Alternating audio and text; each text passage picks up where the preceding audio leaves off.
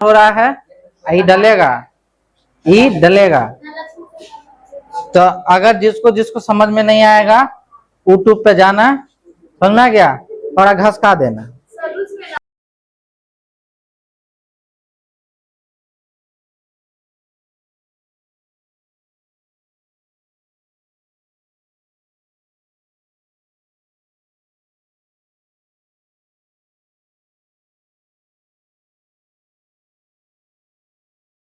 चलिए शुरू किया जाए पढ़ाई। चलिए हमारा केमिस्ट्री का दूसरा चैप्टर का नाम बताइए क्या है? एसिड, बेस एंड साल्ट, अम्ल, क्षार तथा लवण। देखो अम्ल क्या होता है इसके बारे में हम लोग बात किए थे कि जो स्वाद में कैसा होता है, अम्ल स्वाद में कैसा होता है, खट्टा होता है। क्लियर है? अम्ल स्वाद में कैसा होता है, खट्टा होता है, तथा इसका पीएच मान जो होता है वो 7 से क्या होता है, कम होता है। क्लियर है? अम्ल स्वाद में कैसा होगा, खट्टा होगा, तथा उसका पीएच मान 7 से कम होगा। क्लियर है? अब ये पीएच का मतलब उस दिन समझा दिए सारे लोगों को अच्छे से। पीएच का मतलब होता है potential of hydrogen ion. Clear है? पोटेंशियल ऑफ हाइड्रोजन आयन क्या है इसके बारे में भी बात करते हैं। पहले आप ये समझिए कि अगर कोई पदार्थ स्वाद में खट्टा है तो वो क्या कहलाएगा, अम्ल कहलाएगा। और पीएच मान 7 है, इसका मतलब क्या है, पीएच का मतलब क्या होता है बताइए तो? Potential of H plus ion. Clear है? Potential of H plus ion. Clear है कि किस एसिड में H प्लस जो है, देखो अगर एसिड है तो उसमें H प्लस आयन होगा ही होगा। क्लियर है? तो उसका जो है ना हमेशा जो है पीएच वैल्यू जो होगा वो 7 से क्या होगा, कम होगा। आ गई बात समझ में? ठीक।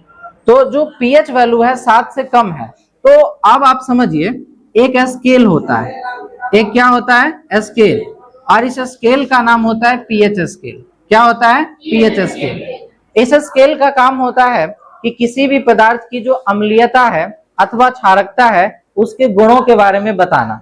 कौन पदार्थ अम्ल है और कौन पदार्थ क्षार है, ये बताना किसका काम है, पीएच स्केल का काम। किसका काम है? पीएच स्केल का काम।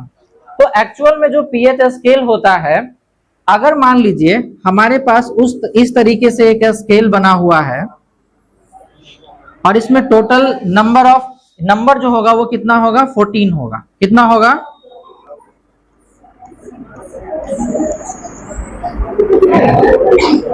कितना हो गया, काउंट करिए।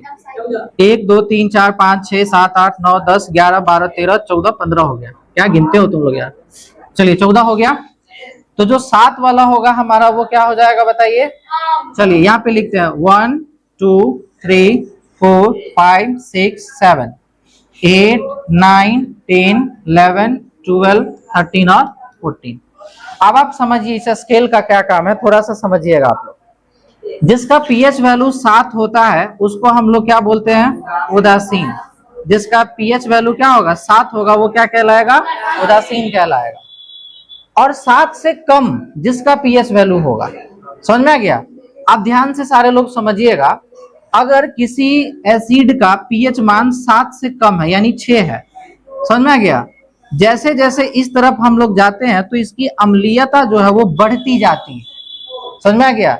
जैसे जैसे 7 से इस तरफ आते हैं तो अम्लीयता जो है वो बढ़ती है, और 7 के अगर उस तरफ हम जाएंगे तो अम्लीयता घटती है।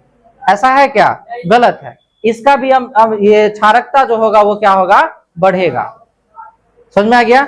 यानी अगर किसी पदार्थ का पीएच मान 7 है तो वो उदासीन कहलाएगा, और 7 से कम है तो जैसे जैसे इस तरफ आएंगे तो अम्लीयता क्या होगी, बढ़ेगी। यानी अगर किसी का पीएच मान 6 है तो वो क्या होगा, दुर्बल अम्ल होगा। समझ में आ गया?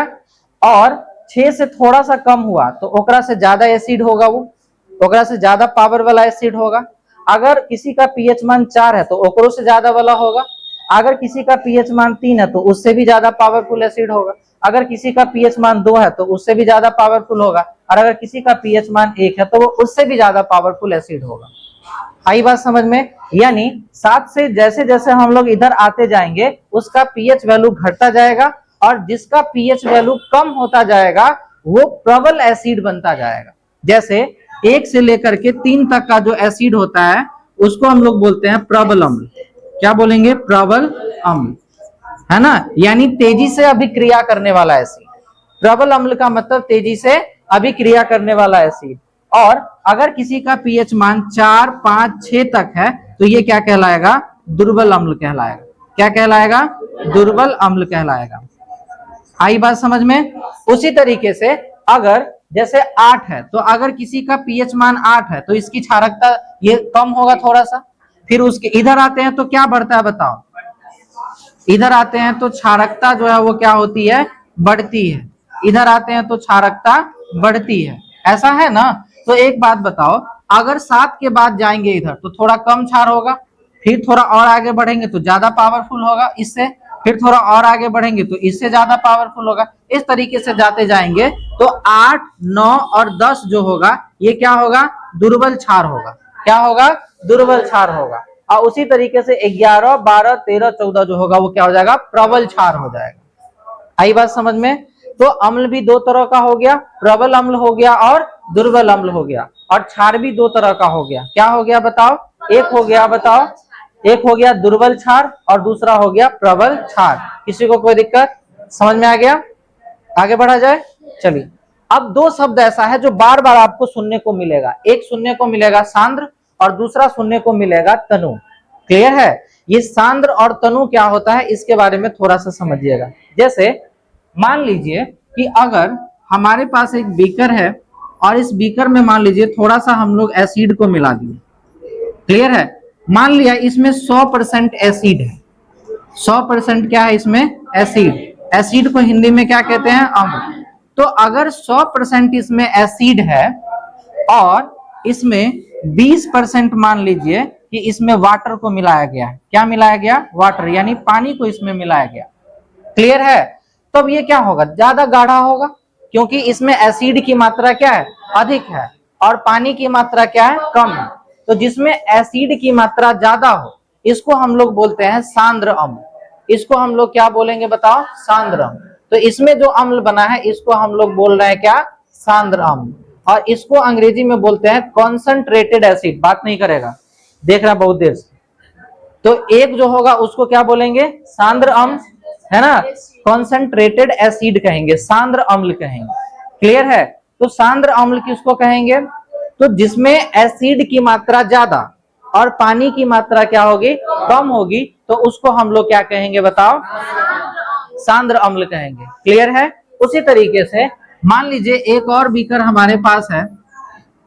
बीकर है कि बिकरा हो गया रही, और इस बीकर के अंदर मान लीजिए कि इसमें हम लोग और थोड़ा सा एसिड को मिक्स कर दिए। ठीक है? मान लीजिए इसमें जो है 100% क्या है? पानी। इसमें 100% क्या है? वाटर। वाटर बोले तो पानी। और इसमें हम लोग मान लीजिए मिक्स कर दिए इसमें मान लीजिए 50%, चलो मान लेते हैं इसमें 50% क्या डाल दिया हम लोग? एसिड डाल दिए। क्लियर है? तो एक बात बताइए, ये इसकी तुलना में ज्यादा गाढ़ा होगा कि कम गाढ़ा होगा? कम गाढ़ा होगा, यानी इसमें पानी की मात्रा क्या है? ज्यादा है, और इसमें पानी की मात्रा कम है। इसमें एसिड की मात्रा ज्यादा है और इसमें एसिड की मात्रा कम है। तो वैसा अम्ल जिसमें पानी की मात्रा अधिक हो, पानी की मात्रा अधिक हो, उसको हम लोग कहते हैं तनु अम्ल। क्या बोलेंगे? तनु अम्ल। क्लियर है? और जिसमें पानी की मात्रा होगी कम और एसिड की मात्रा होगी ज्यादा, उसको हम लोग क्या कहेंगे? सांद्र अम्ल। आई बात समझ में? यानी वे पदार्थ जो स्वाद में खट्टा होगा तथा उसका पीएच मान कितना होगा? 7 से कम होगा, तो इस प्रकार के पदार्थ जो है वो क्या कहलाएंगे? अम्ल कहलाएंगे। आई बात समझ में? क्लियर है? और एक सूचक भी होता है इसमें। सूचक का काम ये होता है, वो बताएगा कि कौन अम्ल है और कौन क्षार है। समझ में आ गया कि नहीं आ गया? तो ये जो सूचक होता है ये 2 तरह का होता है। एक तो अम्ल और क्षार को बताएगा, और दूसरा अगर मान लीजिए कोई अंधा व्यक्ति है तो वो तो नहीं देखेगा कि लाल हुआ कि पीला हुआ कि हरा हुआ कि नीला हुआ। वो क्या करेगा? सुगंध से पता करेगा। समझ में आ गया? वो क्या करेगा? सुगंध से पता करेगा। तो जो सुगंध से बताता है सूचक ये क्या पदार्थ है, तो इस तरह के हम लोग सूचक को कहते हैं ऑल फैक्ट्री सूचक। क्या बोलेंगे? ऑल फैक्ट्री सूचक। इसको हिंदी में घ्राण सूचक कहते हैं। क्या बोलेंगे?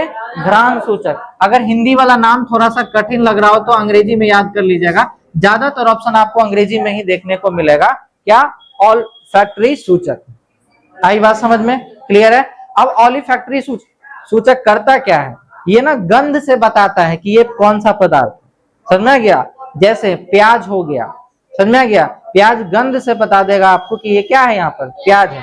उसके बाद हो गया लौंग का तेल हो गया, समझ में आ गया? ये सभी क्या है बताइए? ऑल्फैक्टरी सूचक है।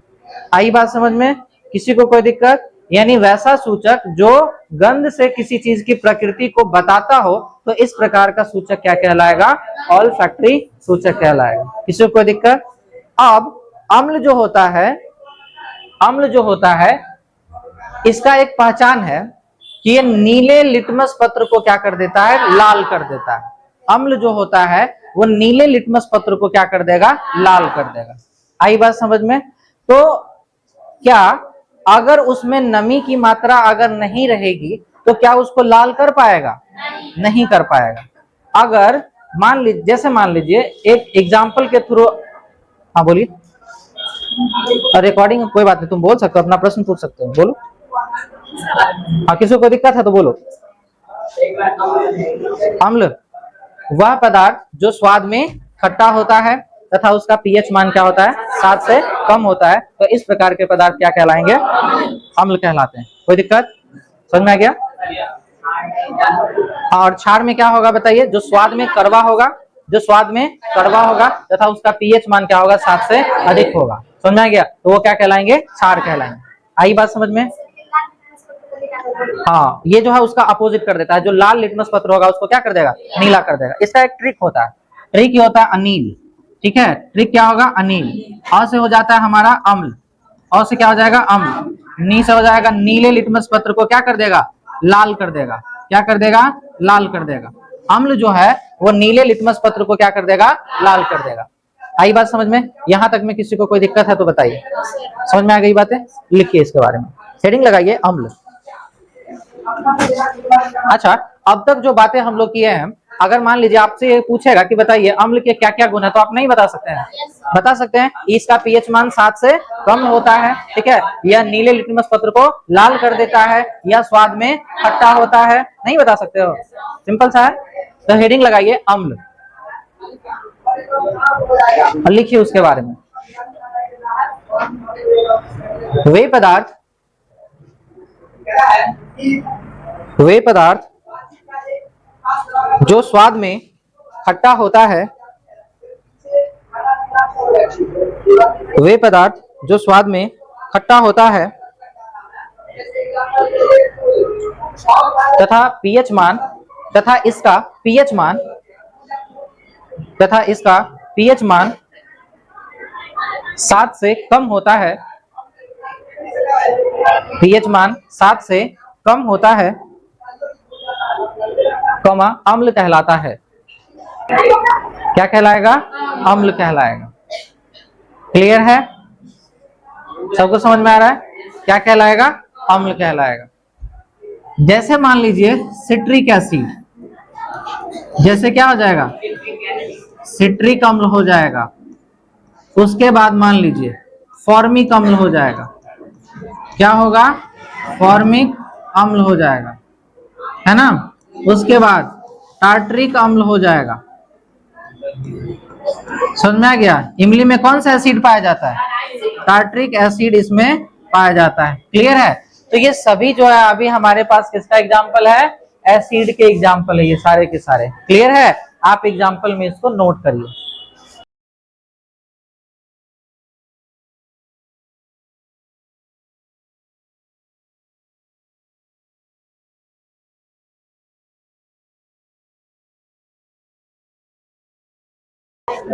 हो गया? अब एक पॉइंट बनाकर लिखिए, नोट करके। ये लिख लिए एग्जाम्पल में। अब आप एक पॉइंट बनाइए, नोट करके लिखिए उसको। हाँ, नोट करके लिखिए आप इसमें, नोट करके आप लिखिए इसमें। लिखो अम्ल सांद्र तथा प्रबल, सांद्र तथा तनु, अम्ल सांद्र तथा तनु, अम्ल सांद्र तथा तनु हो सकते हैं। अम्ल सांद्र तथा तनु हो सकते हैं।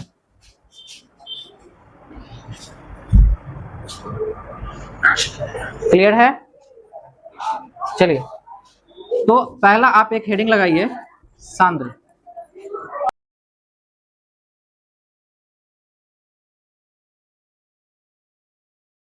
कॉन्सेंट्रेटेड सांद्र अम्ल हेडिंग लगा ली। सांद्र अम्ल कॉन्सेंट्रेटेड एसिड, सांद्र अम्ल कॉन्सेंट्रेटेड एसिड।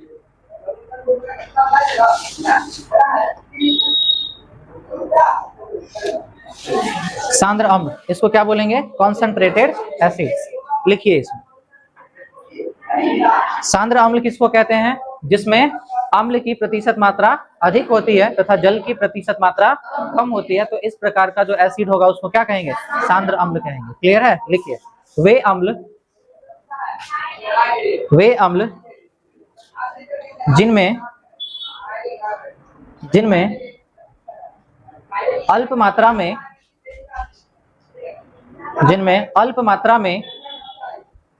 जिनमें अल्प मात्रा में जल मिश्रित होते हैं, जिनमें अल्प मात्रा में जल मिश्रित होते हैं, अल्प मात्रा में जल मिश्रित होते हैं, सांद्र अम्ल कहलाते हैं। थोड़ा मात्रा में सांद्र अम्ल कहलाते हैं।